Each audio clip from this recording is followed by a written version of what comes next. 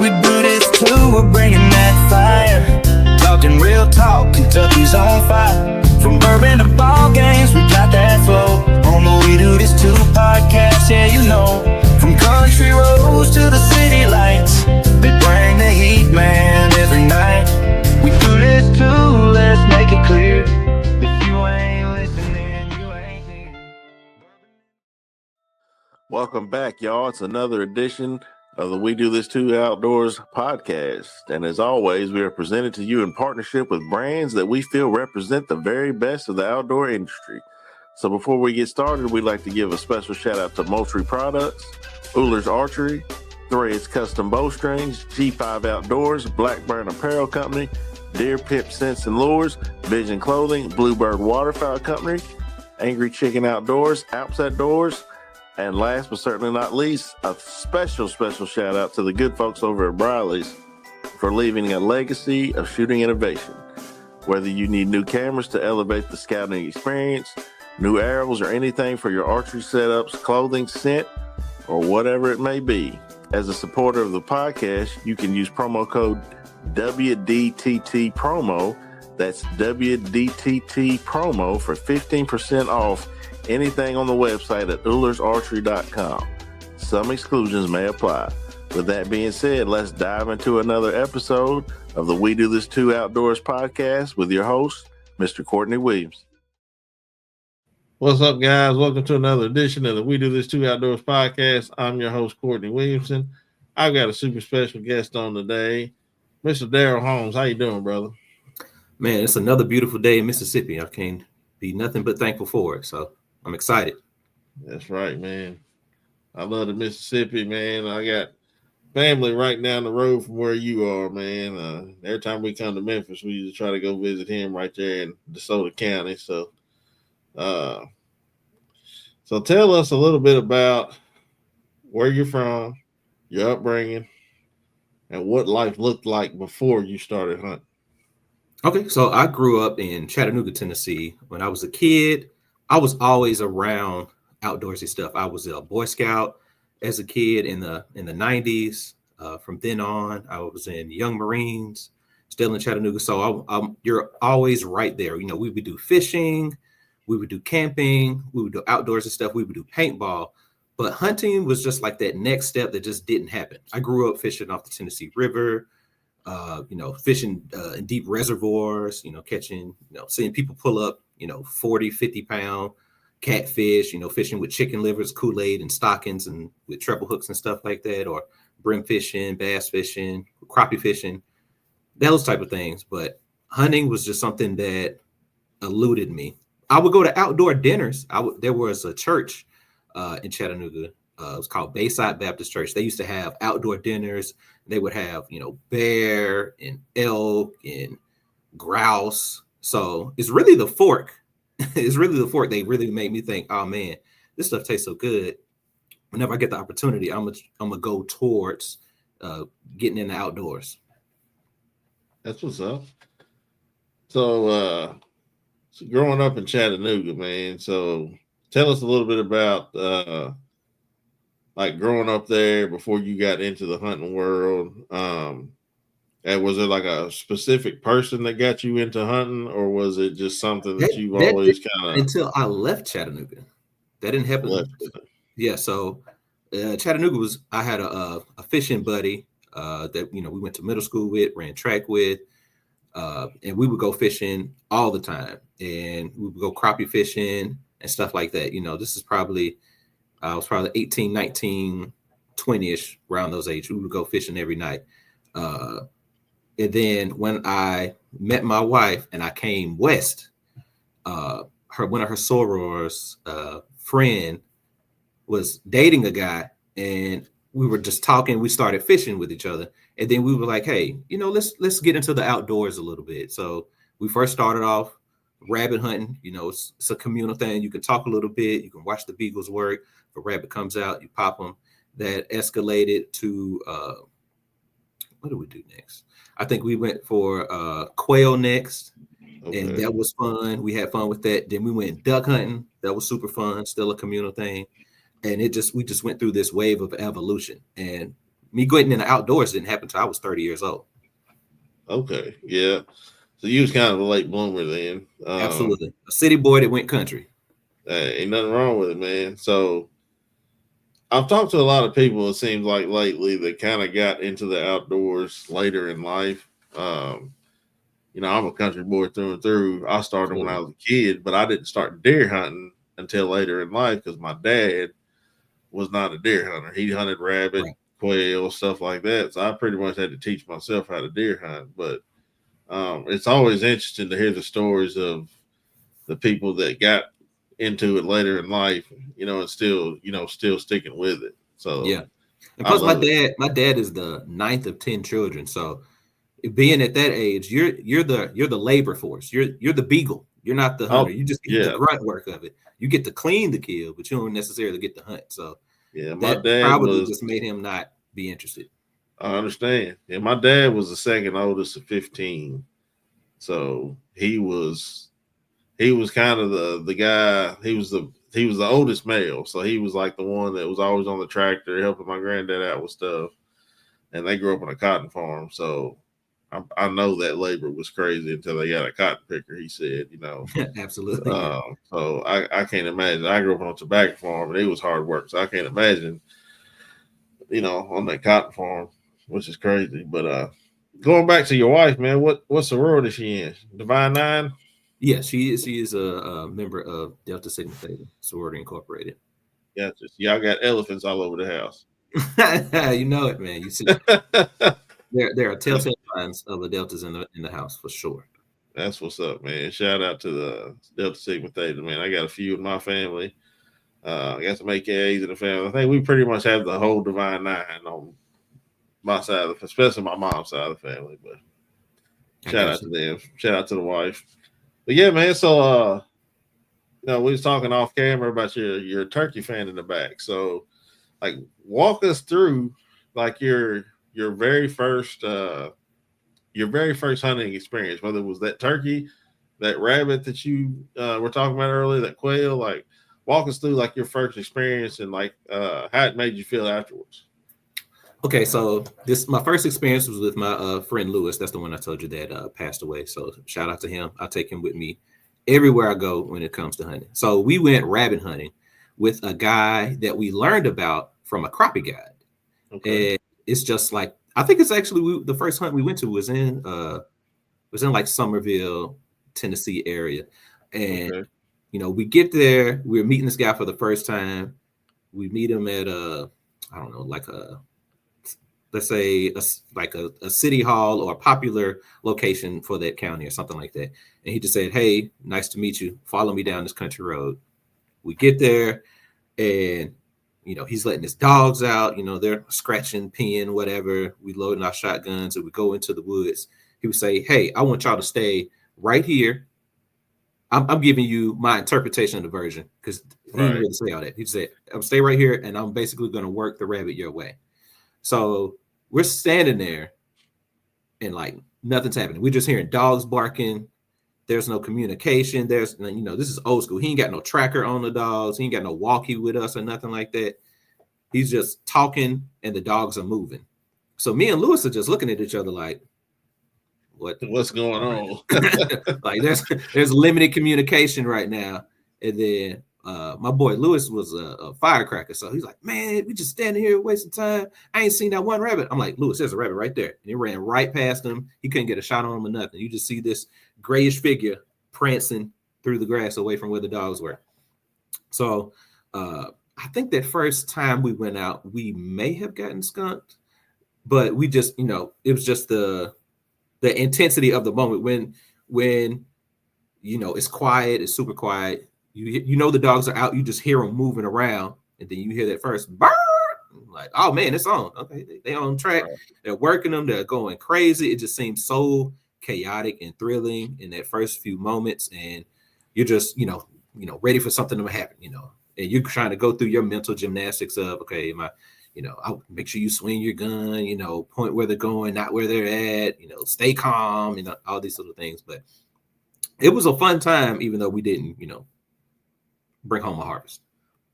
So talk about a little bit about on that drive to that down that old country road, like were your nerves, you know, to the max, or were you like more excited than you were nervous? I was more excited than anything because I just love being in the outdoors in general. I mean, I didn't get to pull the trigger, but I knew I was outside. I knew I was with my friend. I knew we were having fun one way or the other. Me and Lewis, we're gonna have fun because either we're gonna talk crap to each other, or we're gonna harvest something. We're gonna check each other if you missed a shot. You know, we were gonna have a good day regardless. So I just knew we were gonna have fun. I just didn't know how the hunt was gonna go. Right. So as a new hunter,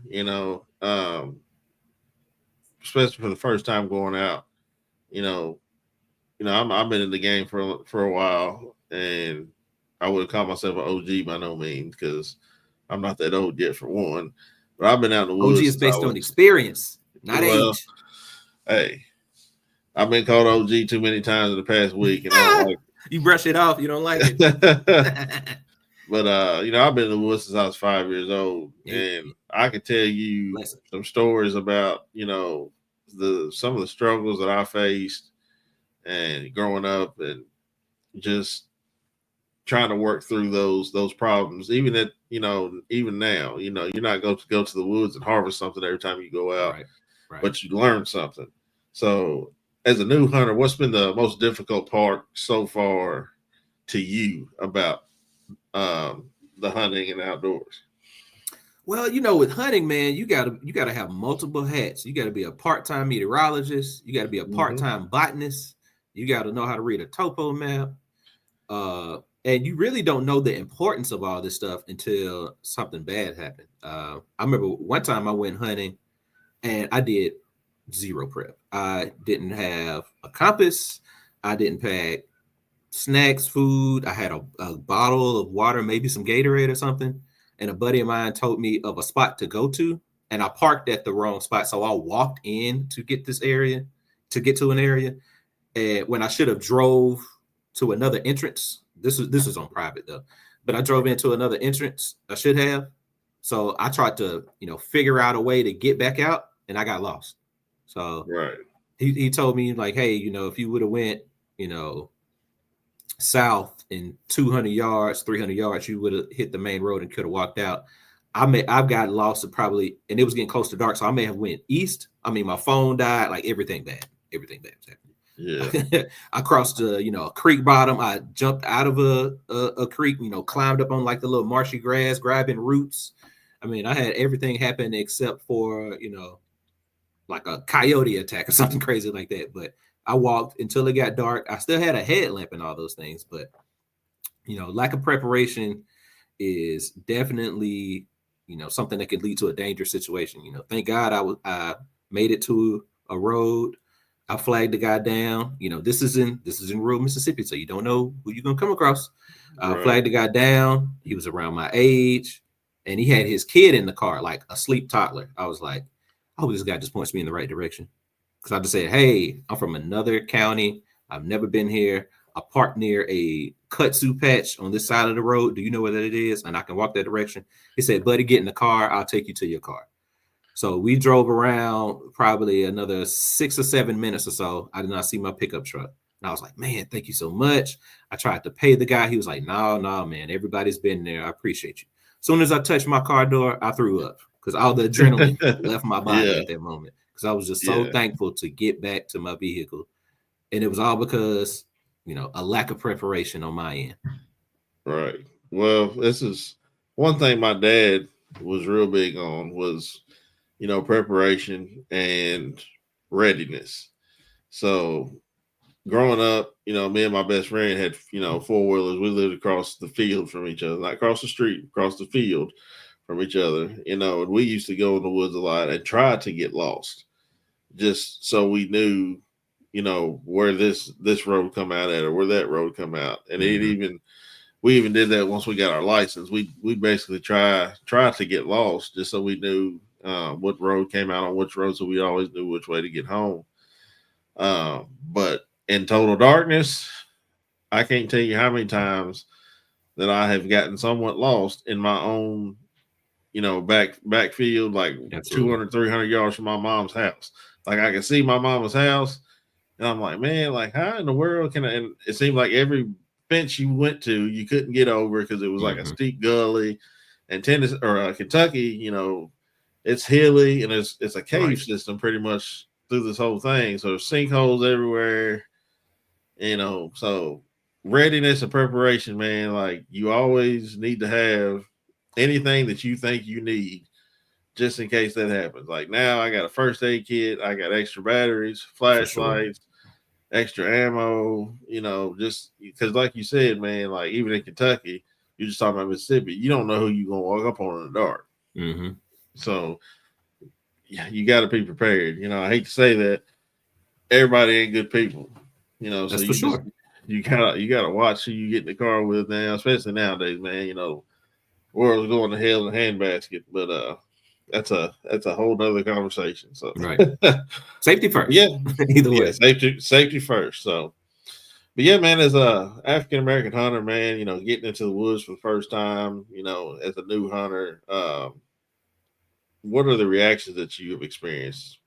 Were they positive? You get any negative feedback, or is it mostly I've never positive? had any negative feedback per se. That's good. I've been to a couple of places where, I'm, going down a county road. I stop and get gas. Somebody asks you, "Are you lost?" And they're not asking you actually, I'm gonna point you in the right direction areas like you're out of bounds. I've had that happen Mhm. before. Yeah. But no, I haven't like nobody. I haven't had any type of just blatant, craziness in terms of a comment, a post, or what have you. So all my experiences generally have been positive. And if someone approaches me with something negative, I don't know you, so I can't really be hurt by your comment. We don't have a relationship, so Right. Yeah. Take it with a grain of salt. Keep it that's moving. right. Keep it moving. Okay. So let me ask you this. Do you feel representation matters in the hunting community and in the outdoor community? Do you feel how important do you think it is for people of color to see other people of color in the outdoors? Representation gives you the perspective of it's a possibility for me too. A lot of like even with hunting or television, media, what have you, sometimes in order to see it, you gotta see it to believe it that that it is a possibility. Because I mean, some people are still afraid of just black people in the outdoors. Like, I mean, I know a guy. Well, I don't know him directly. I know of a guy that has an outfitter in one of the states in the United States, and he doesn't let his clients know that it's black owned because he's afraid that he may lose business because of that fact. Mhm. So, and representation does matter. I think it's important that you take away the stigma of certain things, and that's what representation can do. Like, oh, these guys do enjoy the outdoors. They are stewards of the outdoors. They appreciate the land. They don't want to, litter on the land. They want to harvest an animal in an ethical way. They want to provide for their families. They want to educate themselves and the youth about the importance of taking care of the land, because the land will take care of you, and those values that everyone should appreciate, because we have a beautiful country. As vast terrains, different ecosystems, different plant life, different animals, and it's just a joy to appreciate that. So being in the outdoors and having that representation is important for people to be aware of these things. Right. And that's one of the reasons that I started my brand was because, growing up, me personally, I watched a lot of outdoor TV, Kentucky Afield here. I just never seen anybody that looked like me on TV. I knew Hmm. my dad did it, my uncles, some people around the road that were family members that did it, but I just never seen anything like us, like on Right. TV. And I'd always ask my dad, like, how come we're not being represented? He said, we're out there, son. We're just not getting the notoriety. And like the first person that I was telling about, my plan to start an outdoor business and start podcasts and everything was was a friend, Caucasian, and he was just like, "You sure you want to do that?" I said, yeah, I want to do it. Why? He said, man, I feel like you're going to get a lot of backlash. I said, well, there's going to be backlash Whether I regardless. do it or not. Yeah, whether I do it or not. I said, I'm Yeah. not trying to make this into a race thing. I'm Right. just trying to give us some notoriety and just let people know, like, we're out there. And, like, Yeah. there might be, I say, for example, I was telling them, there might be a little kid at home that keeps telling his mom and dad, I want to be the president. Mm-hmm. But every president that we've seen until Obama got in office, didn't look like me or you. Right. But once that person got in the office, that little boy, hey mom, there's the president. I can be president too. It just gives that little motivation, and it makes you kind of feel a little more comfortable. I'm not saying that you're not comfortable with people outside your race, but it just makes you feel a little more comfortable and kind of gives you that motivation, like, oh, I can do this too. Absolutely. And thus where my brand came from. We do this too outdoors because we're out there just as well. We're conservationists just like everybody else. We're out there trying to feed our family, harvest animals, and do it in a correct way where we don't lose our hunting licenses, our hunting privileges. We're trying to fight for land just like everybody else. Right. But some people want to take it left and try to make it, oh, you're trying to make this, this is a race thing. You're race baiting. You're doing this. No, I'm just giving notoriety. That's all I'm trying to do. Absolutely. I mean, Yeah. this is America. You've grown up around at least white people your whole life, more than likely. You know what I mean? So it's not like I'm trying to exclude anybody. I'm just trying to say, hey, I think this is cool. I think other people that I think look like me would think this is cool too. That's Right. kind of it. So and me, man, like I'm the type person, like I can find common ground with anybody, whether sure. your country is cornbread or you're from the city. I can find a common ground with you somewhere. We can have conversations. And my personality, man, I feel like I can get along with anybody. I can make anybody laugh. I'm just one of them people, man. It's a God-given thing, I guess, because I can make myself fit in spaces that I don't necessarily feel comfortable sometimes, but I can make myself feel comfortable. So and humor is disarming. You know what I mean? Right. If you can get someone to laugh, you can, get their guard down. Absolutely. Sure. So thus far in the hunting space, the outdoor space, who are some of the people that you follow? Some of your mentors or guides or whatever you want to call it in the outdoor space right now? Guys that I've watched on TV, I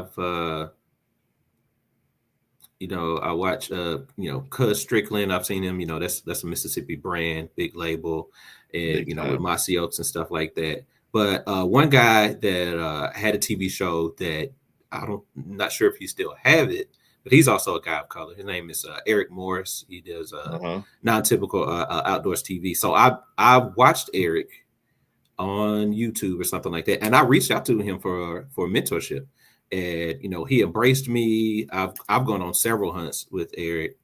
That's awesome. I've done a hog hunt with him in Texas. He's come up to my way. We've gone to Reelfoot Lake and did some duck hunting. I did another hunt with him too. Forgetting about, and working with him, he gave me some videography opportunities. Oh, we went to a hunt in Alabama. That's right. We went on a deer hunt in Alabama. Okay. That was fun too. So I've been able to do some, video work, some drone work a little bit. So, him, taking the opportunity to, speak with me and, mentor me in outdoor spaces, and also having other people around him, not just him. He has like a little community of other, people that are African American or other whatever. That you kind of see, okay, there is a community of this. So that just kind of made me want more of like, okay, let's explore these opportunities. Let's explore the outdoors. Let's learn more about the outdoors and everything that it has to offer. Yeah, that's awesome. Speaking of Cuz Strickland, man, he is one of the nicest people that I have ever met in my life. I met him at the NWTF last year and took a picture with him. Super good guy. I don't know if you ever listened to his podcast, Fistful of Dirt. All the time. Him and Lorraine. Yeah, Lorraine. yeah, just he's a super great guy, man. And I met Michael Waddell a few times, Okay. Georgia boy, you know, Bone Collectors, Yeah. Nick and T-Bone. I mean, I met a lot of people in this outdoor space, and all of them, every last one that I met, super welcoming, super Absolutely. supportive. If I need anything, you know, I know I can reach out to some of these guys. You know, maybe not some of the big names, and they won't respond Yeah. right off, but they'll get back to me. You know, Yeah. eventually. You know, I know their schedules are super busy, but you know, just especially when I first started, man. You know, I went down to the NWTF. You know, right after I started my brand, had a bunch of business cards. You know, I was Oh, passing them out to you say everybody. this is a business trip. This isn't for Yeah, fun. yeah, it was a Okay. business trip that time. You know, so passed out my cards, made some contacts. And as I started growing a little bit, you know, some of the brands that, you know, I've got listed here kind of started reaching out, and I started reaching out to them. And, you know, That's here we fire. are 3 years later, and feel like all the relationships that I have built with people are good. There's a lot of people that I know that I can reach out to right now about anything. You know, hey, I'm thinking about doing this. Where do I need to start? And they, give me a blueprint or where to start. And if I needed anything, I know I can reach out to them. So the outdoor spaces, especially in the archery world, they're very, very giving people, very supportive people. And I know hunters and anglers sometimes get a bad rap. You know, outdoorsmen, period, they get a bad rap. Or, I we're don't understand that. bloodthirsty and I don't see we're how that just, could be possible. man, I have this It can't be. conversation Like all the whoever's giving time. those people a bad rap, let some wild hogs come into your land or come into your property and destroy all your vegetables. And you be like, Right. oh my God, what are we gonna do about these things? Yeah, You know what I man. mean? They've cost what, like billions of dollars in $1 ag. billion worth of So damage. you have to control the population. You do, man. It's just a But fact. if some of these people that think that way could actually just sit down with somebody in the outdoor industry and just have a conversation, I think we can change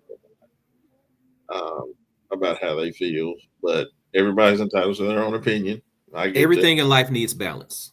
Your Everything. body needs balance or you get sick. Your soil needs balance or things won't grow. Populations need to be balanced. You're right. That's just it. That's it, man. So outdoors, some of your biggest lessons that you've learned so far from the outdoors in your short time is being in the outdoors. Patience is very important. It's not up to you. It's up to the animal to make a decision. You can do everything right, and they can still have a choice to do their own thing. Communicate where you are because that's important. If anything happens, you fall, you get concussed, and nobody knows where you're at. That's you're putting yourself in a dangerous situation. And above all, anything with the outdoors, do something fun. You're out here to create memories. You're out here to create a story that you can share with someone at your bow shop, gun shop, outdoor store, something. You're making these memories with your friends or your family, or even if you just solo hunting, you have a story to tell that can be interesting. Just try to value those things over harvest goals or rack size or any of that stuff that's fleeting. No one's really going to care that much if your buck is that big or whatever it could be, anything that's ego related, because that's not what the outdoor space is about. It's about creating memories for friends and families and having a good time on God's earth. That's really it. You're right. Because I tell people all the time, man, like when they're, showing me pictures of deer and, hey, man, which one should I harvest? Man, harvest the one that makes your blood boil, the For one that sure. gets you up and you get the buck fever. I said, to hell what anybody else has to say. I said, yeah, you're And going to people get say that, and it's not like you're going to buy a billboard for the buck you shot, right, right? It's going to be in your house or your right, garage or your shed or something. right. Who's going to see this? Every time you get a package from Amazon or the mailman, you're like, hey, man, I appreciate my package, but come in here and look at this buck. No, you're going to crack your door or waving them in the ring the doorbell, walk off, grab your package, and leave. So only your friends and family are going to know about this animal anyway. I mean, people Right. on Facebook or whatever, but you don't know them. Yeah. Yeah. You're gonna have those people that get on there and give you something negative about the buck you killed or the doe you killed. But us real outdoorsmen, as real hunters, we're going to give you encouragement. Congratulations, man. Congrats, Good great hunt. job. I think I told this story on my last podcast, but so last deer, well, 2 deer seasons ago, 2 years ago, I was at the gas station running late. Uh, Started my truck up. Truck's about on E. Should have filled up the day before. So I'm filling up my truck. I'm getting gas fumes all over me, about to go into deer woods. Big no. Don't ever do that. If you're out there and you're new to hunting and you're going deer hunting for the first time, make sure your truck is filled up the day before. You don't want those gas fumes. You want to leave as least scent possible in those woods when you go in there. But anyway, this old man comes out and I've got camo on. He's got camo on. He said, "You going hunting?" I said, "Yes, sir. How about you?" He said, "Yes, sir. This is my favorite time of year." He said, "This is during gun season." So we get, I think 2 weeks of gun season. He said, my wife passed away last year. He said, "This is the time where I can get out and harvest as many does as I can to make sure I've got enough food to last me through the winter." And I said, when you put it in that perspective, it makes hunting and being out there for a different reason, because this man, 80-year-old man, probably, maybe a little older, he's used to, I think he said he'd been married for 60 some years. His wife would get up making breakfast every morning. She'd cook lunch for him, cook dinner. When you don't have that person there anymore and you've got to fend for yourself, Right. Who's going to tell that old man not to shoot what he wants to shoot? Because he's feeding himself. And I wish somebody would do it in front of me, because we would have a problem. I'm telling you now. Because that old man, I mean, you could just see the light in his eyes. Like he's out there, about to go out there and harvest some does so he can go, feed him and maybe some people that want to come over for dinner, deer meat, and he's putting food on his table for himself. So how are you going to tell that old man what he can and cannot shoot, or give him crap for what he shoots? Oh yeah. You know what I'm That's saying? crazy, Like, man. when you put it in that perspective, man, it just makes it a whole different ball game. But I love that he's still getting out there to this day. I actually seen him a couple of days ago, same gas Okay. station. Asked him how he was doing. He said he was doing good. I said, "You need anything?" He said, "No, I'm doing good." He said, "My daughter comes checks on me every now and then." He said, I'm doing good." He said, "I appreciate you asking about me." I said, "Anytime, man." I said, "You know where I live. You pass by my house every day. Just look for the gray truck, Yeah. pull And it it's just anytime so you many want to talk." levels to that. It's so many levels to Right. that hunting. Those hunting gives him exercise.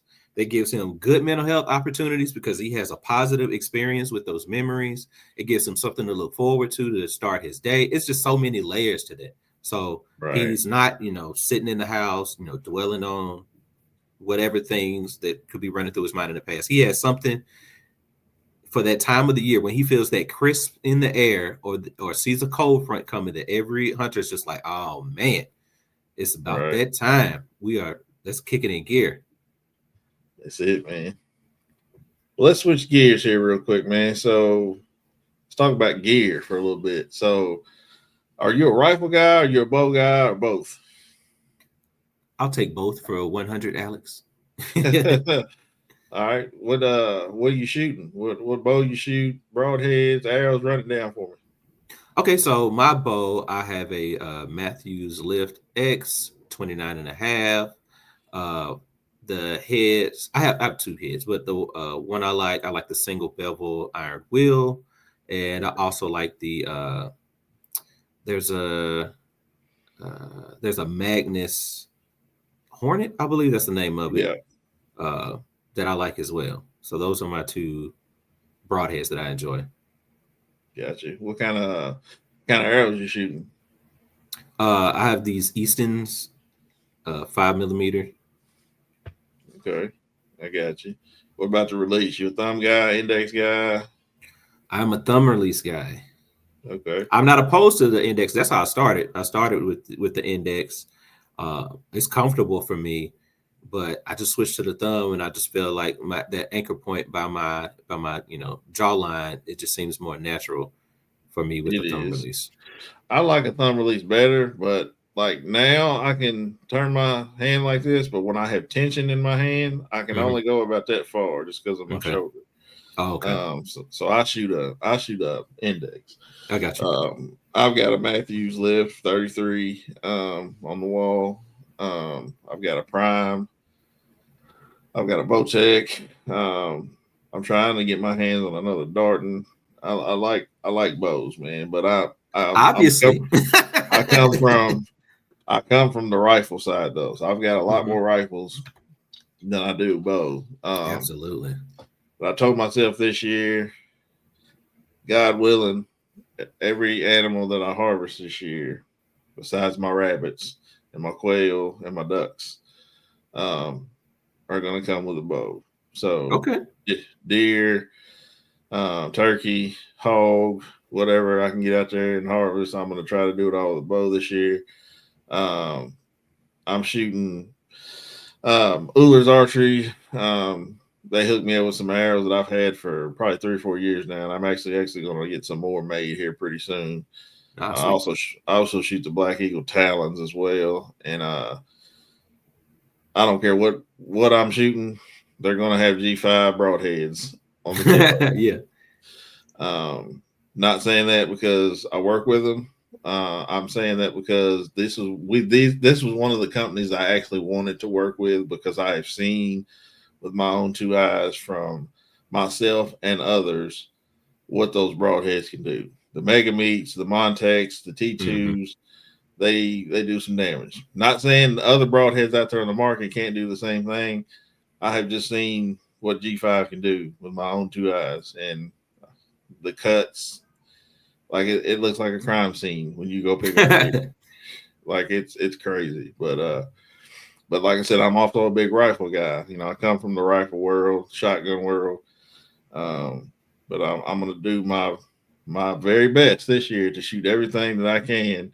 Besides my rabbits and ducks and my doves, it's Mhm. all I'm gonna try to harvest them all with the old bow this year. So Oh yeah. Yeah, fingers I enjoy crossed. my rifles and shotguns too. I believe when I was, when I used to come back and forth to this area, one of my favorite uncles, he would give me a shotgun or a rifle, just like, hey, take this with you, take this with you. So Yeah, I think that really just started my enjoyment of rifles and weaponry and stuff, because I've been around it since I was a kid. Used to go to the range, all that type of stuff. But I definitely just enjoy, you know, the memories that are associated with things that come with the outdoors so much. So I enjoy it all. If you can make a memory with your bow, make your memory. You got memories with your shotguns or what have you, have that too.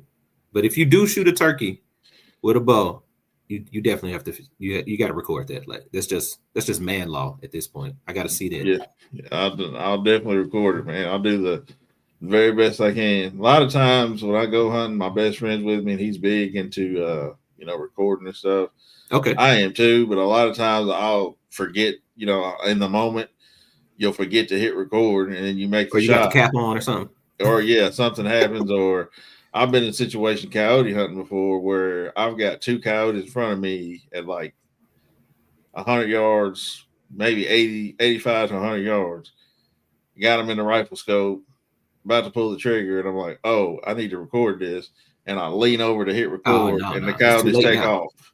Yeah, And it's it's too just late. like, Like, why is that bear moving? no. And but when it comes to guns, man, like I used to be really brand loyal, which Hmm. I am with my handguns. I'm not shooting anything but Glock, but when it comes to my handgun, but Hmm. rifles, I've kind of branched out. I used to be a big Savage Sure. guy, which I still am, but like I'll try pretty much anything now. I'm old enough now where I like to try to get the most bang for my buck, and if that happens to be another brand, then so be it. I'm not brand loyal anymore. I'm spending my own money. I ain't spending my daddy's money. Hey, that My just own means money you're no more. fiscally responsible. That's all that is. Right. Nothing wrong with That's that. it, man.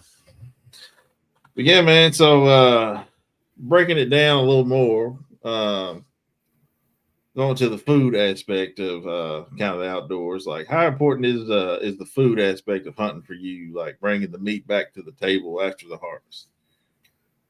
It's like the ultimate reward. It's the icing on the cake. You know, you had a good time, you created memories in the woods, but now you have something that can be, you know, a delicacy, honestly, because you don't have it every day. You don't have access to it every day. So bringing that meat home, making a delicious dish, sharing that dish with someone that Yeah, that it's like, oh man, I wouldn't have known this is deer. I wouldn't have known this is speckled belly goose or something like that. I remember the first time I harvested a speckled belly goose. I sliced it thin, cooked it in butter, and I gave it to my friend Lewis, and his eyes lit up like, man, this tastes like steak. I'm like, you better believe it. So it's always good to create that memory for somebody else. Like, oh man, this is the first time I had this speckled belly. It was just so good. It melts in your mouth. yeah. So Yeah, I was about to ask you about sharing it with other people because I can tell you now. Usually, if I harvest a deer, I've got my wife's friends like, hey, can you make some jerky? Can you make this? Can you make that? Like, yeah, I got you. Just give me a few days. It's something that most people can't get every day. It's not right. something you can go to the store and buy like you do your beef or your chicken or you know whatever, your fish. It's something that you have to go out in the woods and harvest yourself. And to me, it always seems like it tastes better when you harvest it yourself. I don't know if It it's just does. me or, no preservatives. You ain't got to worry about what they're injecting in the beef or Right. whatever. Man, it's just good, lean meat and it's fantastic. Absolutely. Every time I harvest a duck, my sister's like, where are the ducks? I need some duck in my freezer. What's up? What's going on? Yeah, man. Yeah, we're gonna have to get on a duck hunt down there, man. I've heard there's some decent spots down there by you, Pretty especially good. in the Clarksdale area. Okay, so I've done a lot of duck hunting more so in Arkansas. I never thought Okay. about Clarksdale area, but that is something to consider. I'm definitely down So to go sitting from bang my bang anyway. So sitting from my cousin's house in Nesbit, I can get to Clarksville in 20 or Clarksdale in Clarksdale, yeah, 22 hours and 20 minutes, I think. yeah. Mm-hmm. And I was talking to one of his friends. We were sitting on the couch, and my cousin's a big mechanic, but a Okay. bunch of his friends they hunt mechanics, whatever. And he was like, "Hey, this is my cousin from Kentucky. He's a big hunter." He's like, "Hey, man, if you're into duck hunting, you need to go down to Clarksdale, Mississippi, down in the Delta, and either go public land or find somebody, private land that they'll allow you to hunt." He said, "Because it is amazing down there." I said, "Really?" He said, "Yeah, man." He said, "Right on the flyway. Um, we got 4 flyways here in the United States, Mississippi being the biggest one." And he said, when they come in down there, they come in. He said, it's not like Arkansas opening day when you're trying to scramble to the duck hole and trying to kill yourself trying to get there. He said, but it gets pretty intense at sometimes down there. So a lot of people try to find private holes down there, which, as you know, private land is getting harder and harder to come by now because everybody's Absolutely. leasing everything. But Absolutely. yeah, you're right in the thick of it, man. I've never been to Arkansas yet. I've been through there, but I've never actually gotten to stop and hunt in Arkansas. So We'll swap it out. You take me to Clarksdale, I'll take you to Arkansas. We'll work it out hey, that way. let's roll, man. I'm down with it. But yeah, man. So keep this thing rolling. In your opinion, how does hunting connect with like your cultural traditions and your community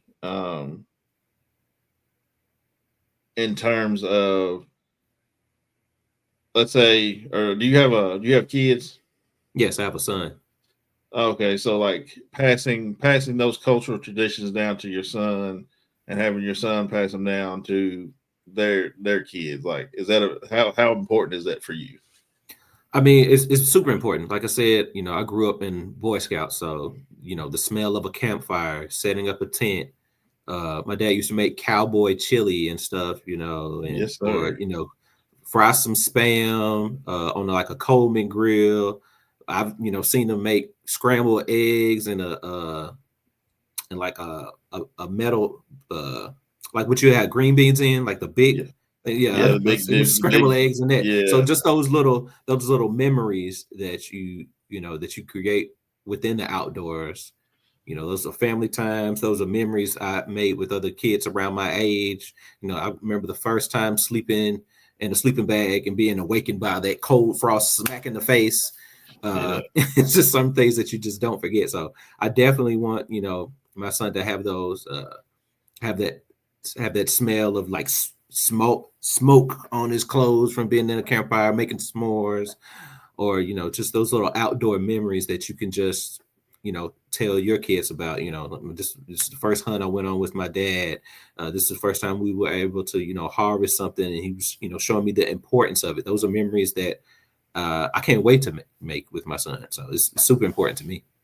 yeah. Me too. My son just turned 8, and he's at that age now where he's, wanting to get out in the backyard, shoot his bow Mm-hmm. with daddy. He's wanting to go hunt with daddy. Let's go dove hunting. Let's go deer hunting.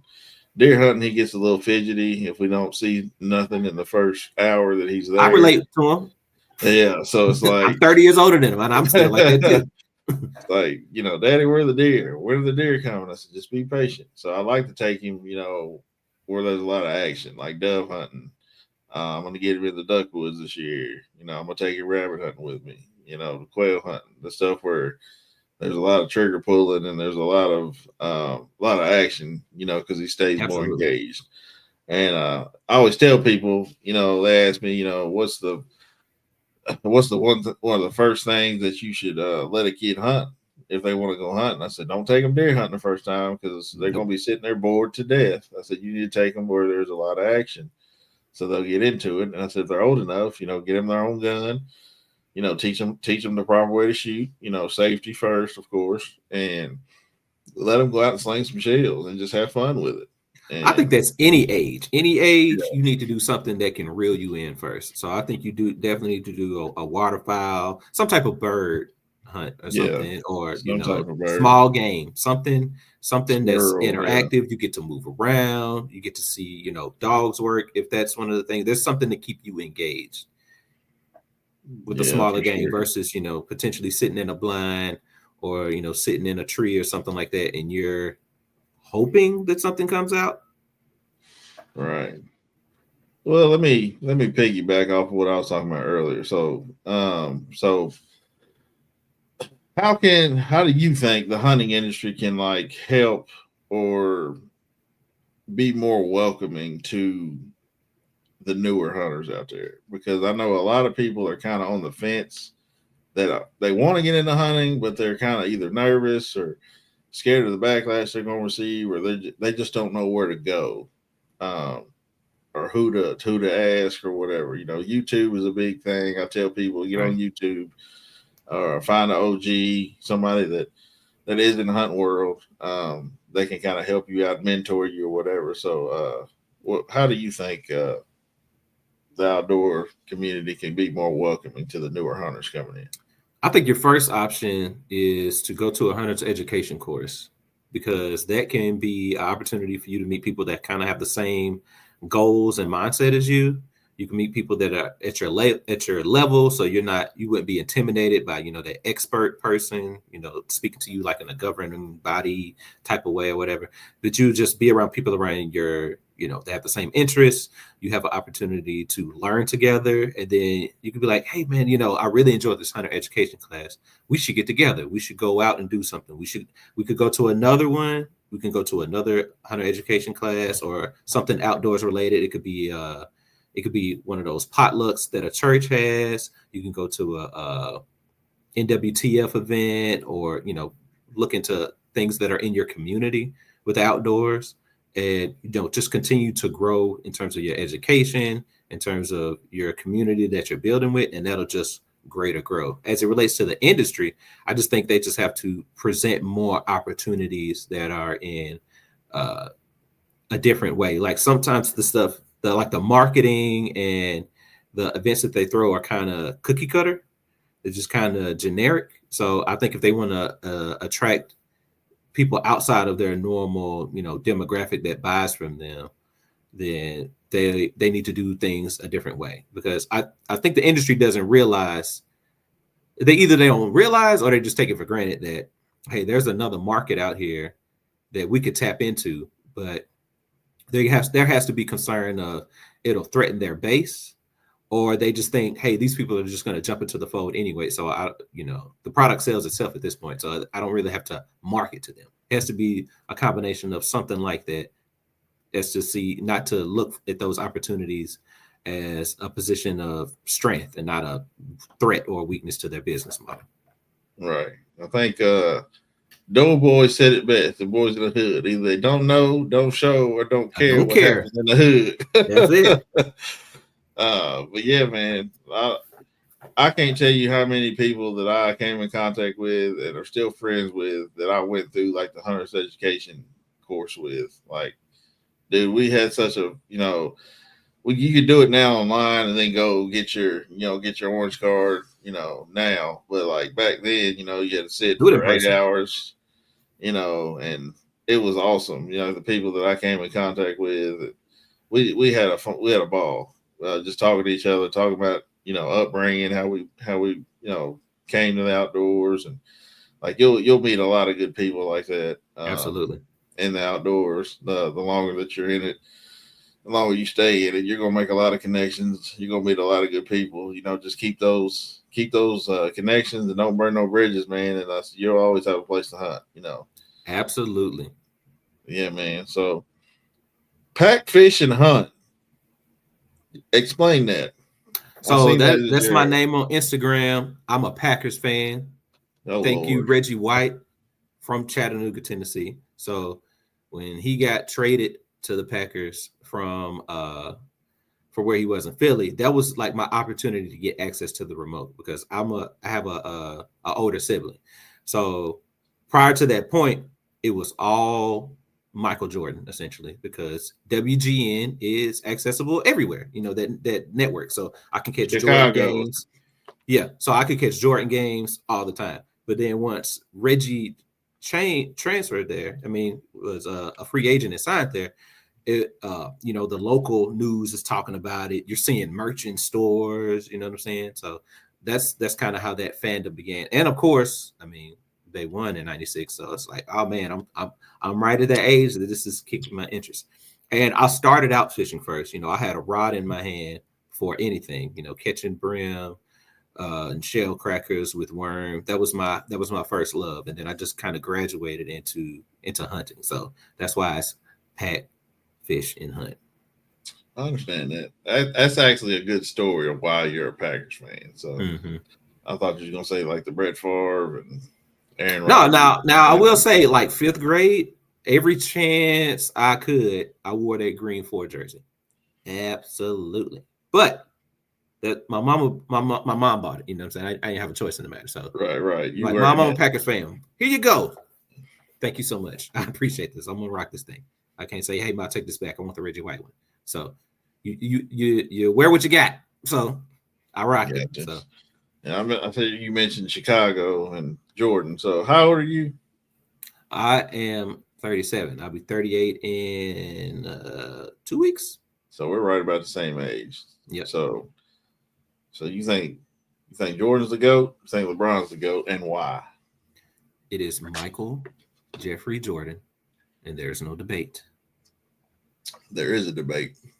You giving me points and all this extra stuff. I'm giving you. See, okay, look, he had to learn. You can't go with rings. You can't go with rings. Don't pull the rings on me. I'm not giving you rings. I'm not giving you rings. In order for LeBron to even see greatness, he needed that mentor, right? He needed to see the vision of the power of Michael Jeffrey Jordan and what he did. And then after Jordan had a child that emulated his game, who also became great off of his tutelage, off of the work that he did, who is Kobe Bryant, who tried to do everything that Jordan did and was successful in the same system.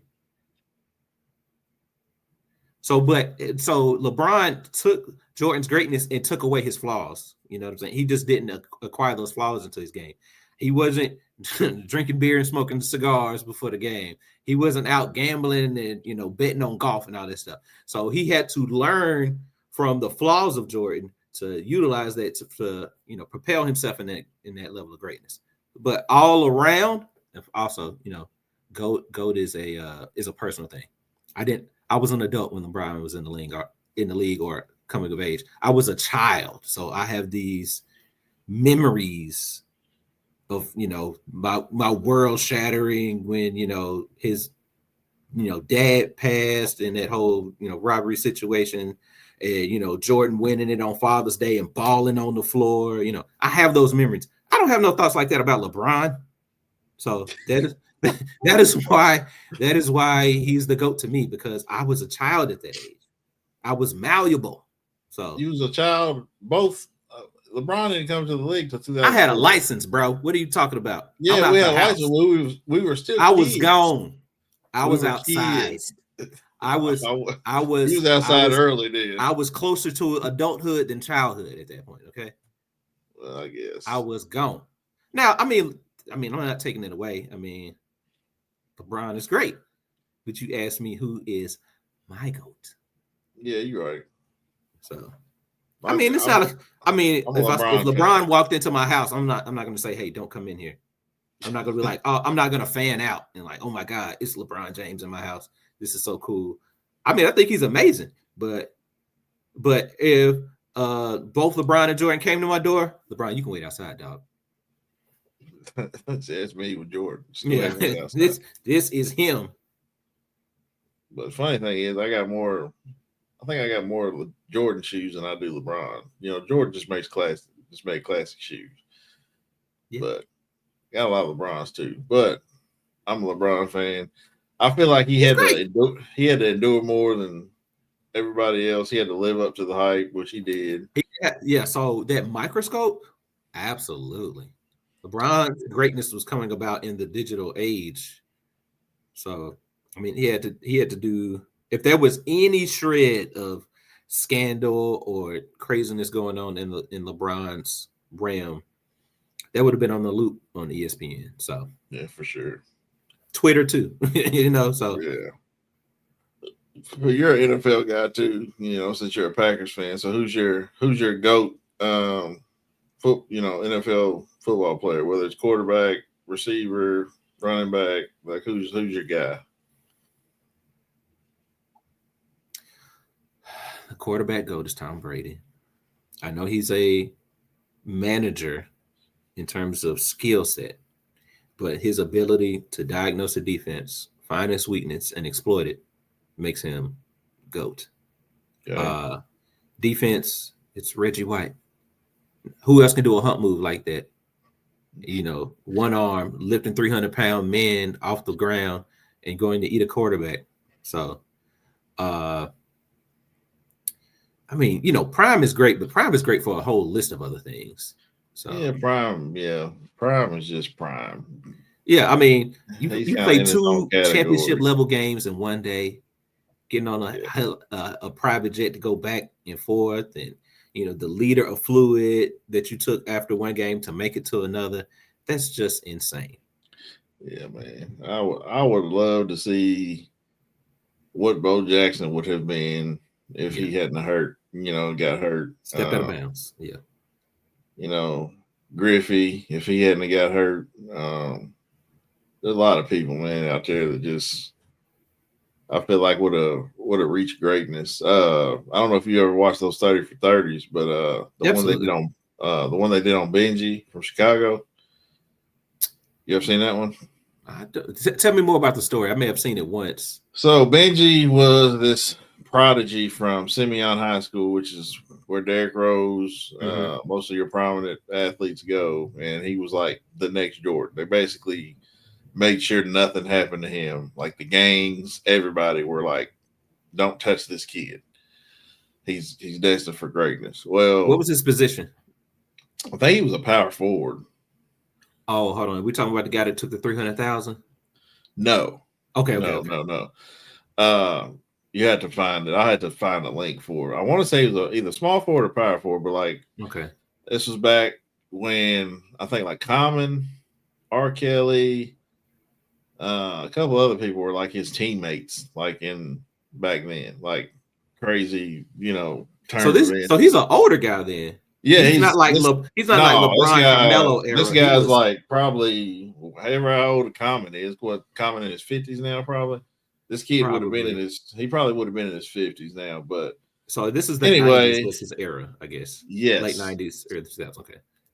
So he was basically he had an altercation with his girlfriend, and his girlfriend ran outside to the bus stop, and he followed her, and he bumped into this guy, and the guy turned around, and was like, "Hey, bro, like bumping into me," and they got to, yapping. He pulled out a gun and shot him, and ran off. So he gets home, and he's telling I think he's telling like his sister or somebody like what happened, and it's like all over the news. And his sister's like, "You know who you just shot?" And he's like, "No, just some kid." He's like, "That wasn't just some kid. That was Benji. His name was Benjamin Wilson, I think it was his name." Okay. So him, and another guy ended up like going to prison for killing him or whatever. And then the guy that shot him, they actually interviewed him in that 30 for 30, and he actually tells like his side of the story of what happened. But like the downside to that whole thing was like Reverend Jesse Jackson basically did his like eulogy and stuff, and he made it into like a circus basically. It don't say. And yeah, and you gotta watch the 30. It's a dope 30 for 30. Okay, I'm gonna have to check that out. It's probably one of my favorite ones, but yeah, we getting off subject. We're supposed to be talking about hunting, but Absolutely. So what's next, man, for you this year? What are you gonna be after? I joined a club that's a little closer to me, and I've been going there, learning my woodsman, my woodsmanship of the area, the terrain, and just where I think those pinch points are. So I'm definitely going to focus on that this bow season. Okay. I'll be hunting the Yazoo National Refuge around Rut. So they'll be exciting. And that's really all I got for the fall. In the spring, I love turkeys. So I'll be chasing turkeys. I'll be going out to Texas for my first Rio in March. So I'm looking forward to that. So that's pretty much everything I'm trying to look into. Be a better woodsman, come up with a better strategy for my target animal, which is whatever's legal, bro. That's right. My target animal. I'm a meat hunter. I'm not out here to be, drop the tailgate and look how sexy this is. Nah, dog. He legal, he going down. She legal, she going down. So that's what I'm looking forward to. So what has hunting thus far, being a new hunter, taught you about yourself? In those critical moments where you see your animal that you want, it's in your range, you're on the trigger. I have more patience than I realize. I can relax myself. I can make sure I'm aiming at the right point when it's time to shoot. And I think that it's just how much I value the outdoors. When you're a kid, you kind of take it for granted. You're just outside, you're just having fun, but you're not thinking like, man, I'm creating memories. I'm creating something special here, something I can share with someone else. So I'm always thinking about that. I'm always thinking about opportunities to learn outdoors, share that knowledge with somebody else, and hopefully take some people hunting, and just continue to share the joy that I have with the outdoors with someone else. That's what's up, man. So where can people follow your journey or connect with you as you continue to grow in your as a hunter and an outdoorsman? I'll be trying to post everything that I have on Instagram. So I'll be doing some recording.